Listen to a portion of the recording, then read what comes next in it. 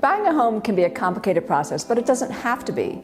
Together, we have over 30 years of combined experience, and through this time in the trenches, we have learned that there are certain steps you can take as a buyer in any market that will greatly increase your success.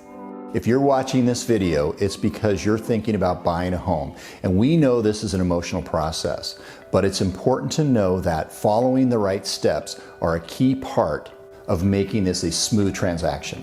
And the very first step is to create a wish list. It's important to clarify what you like as well as what you don't, and be willing to compromise. For example, location and minimum bedroom count might be non-negotiable, but perhaps you could be willing to live without the 3-car garage or a fully updated kitchen. Once we're clear on what you like and what you don't like, I'll set up a safe search to keep you informed of all the things that meet your criteria. The second step would be, after you have your wish list, would be to get pre-qualified before you look at any homes. Home sellers will not consider an offer or take the buyer seriously without proof of funds or a pre-qualification letter. Make sure you get this done as soon as you decide you want to buy something. Greg, it is so important for buyers to be pre-approved before they start their home shopping journey. I mean, at the very least, they need to know what they can afford. But I'm often asked the question by my buyers, what's the difference between a pre-qualification and pre-approval? Can you elaborate on that? Sure. The difference really comes down to the amount of information that we would collect. That pre-qualification letter is just a kind of a rough overdraft, a high-level search, pulling credit, making sure that there is some income, that they would just qualify on the surface. A pre-approval letter is where I'm going to be requesting all of the information. I'm going to request pay stubs, tax returns. We're going to submit it to an underwriter, and the underwriter is going to actually give us an approval up front. So if there are any issues or questions, we can address them now before we move into purchasing a home. And that is so important for buyers out there to understand and appreciate that difference, because the number one question I get from a listing agent when I'm presenting an offer on a home is, how far into the underwriting process is your buyer? Have they been pre-approved? Have they been fully underwritten? Because the seller's agent's job is to make sure that the deal can close. So it is important to work with a lender who can get you that far down the process. Once you've got your pre-approval, there are a few things that you should not do. At this point, no buying a car. Don't increase your debt load whatsoever. That payment potentially could disrupt your income ratios, which would prevent you from closing on the home. Another one would be to stay consistent with where your funds are at. Don't be moving money around from one bank account to the other bank account. Keep it all in one, show the lender up front where your deposits are coming from, and stay consistent with that through the process.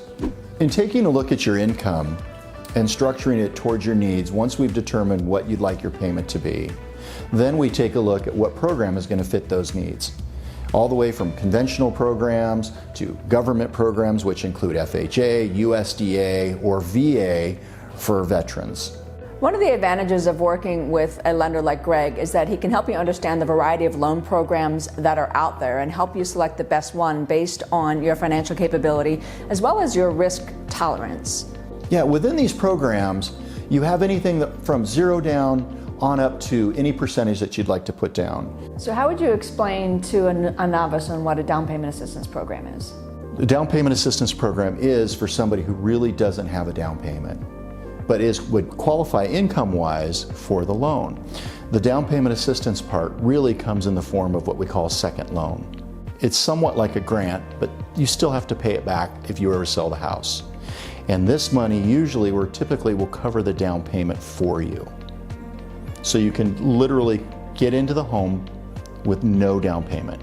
There's all kinds of other programs too, whether it be a government program, which would be an FHA program, which would be 3.5% down.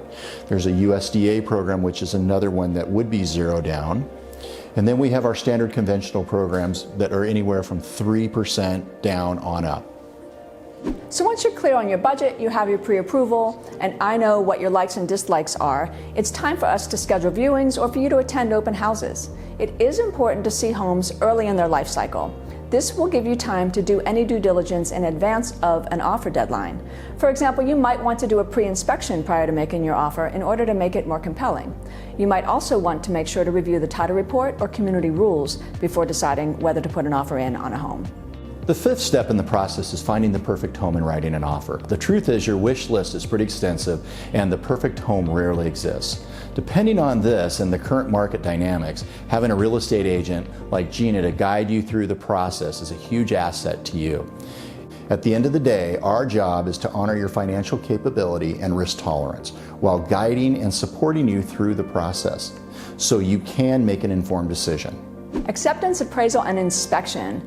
Having your offer accepted is always a happy day, and it does set in motion certain timelines. For example, when your earnest deposit is due or when other contractual contingencies must be completed. If your offer is contingent on inspection, that gives you the opportunity to have a licensed inspector examine the home and, if necessary, to negotiate repairs and credit from the seller. Once we're past that, the lender will order an appraisal on the home, and this is where an appraiser will enter the home as well as conduct market research to generate their professional opinion of value on the home that you've purchased. This is important because that home is serving as collateral on your mortgage loan. In a competitive market, sometimes the final sales price is driven much higher than the asking price, and that can at times present appraisal challenges. Time to close and get the keys. The timeline of closing is typically 30 days to ensure all contractual obligations can be met. This gives time for the lender and the title and escrow company to clear any conditions and prepare the final paperwork. A few days before closing, you'll have an opportunity to do a final walkthrough with your agent, and before you know it, you'll have the keys to your brand new home.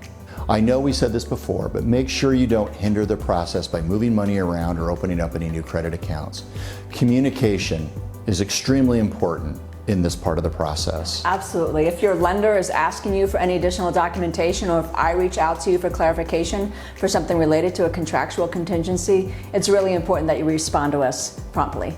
We shared a lot of information with you today, and there's a lot to process. It can feel overwhelming. We'd be happy to talk with you further to better understand your individual wants and needs and how we can help you be successful in today's real estate market.